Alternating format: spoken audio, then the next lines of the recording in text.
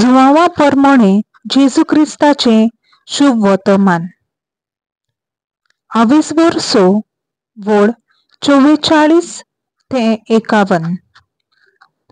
बापान म्हाका धाडला आनी ताणें कोणाक म्हजेशी ओडून हाडल्या शिवाय कोणाच्यानूच म्हजेशी येवंक जायना आनी म्हजेशी येतोल्यांक हांव निमाण्या दिसा पुनर्जिवंत करतलों। ती सगळीं देवान शिकयलोलीं मनशां जातलीं अशें प्रवाद्याच्या पुस्तकांनी बरयलोलें आसा। जीं कोण बापाचें आयकतात आनी शिकतात तीं सगळीं म्हजेशी येयात।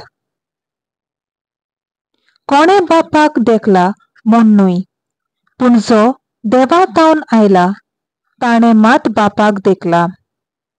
खरेंच खरें हांव तुमकां सांगतां, जीं कोण भावाक देंवतात तांकां सासणीक जिवीत मेळटा। हांव जिविताचो उंडो।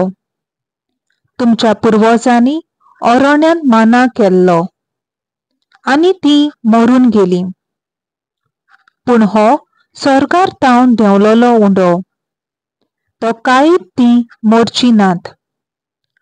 हांव स्वर्गार तावन देंवलोलो जिवो उंडो। हो उंडो खातात तीं सासणाक जिवीं आसतलीं, आनी संवसाराक जिवीत मेळचे खातीर हांव दितलों तो उंडो म्हजेंच मांस। देवाचें उतर हें। देवाचो व्हड उपकार।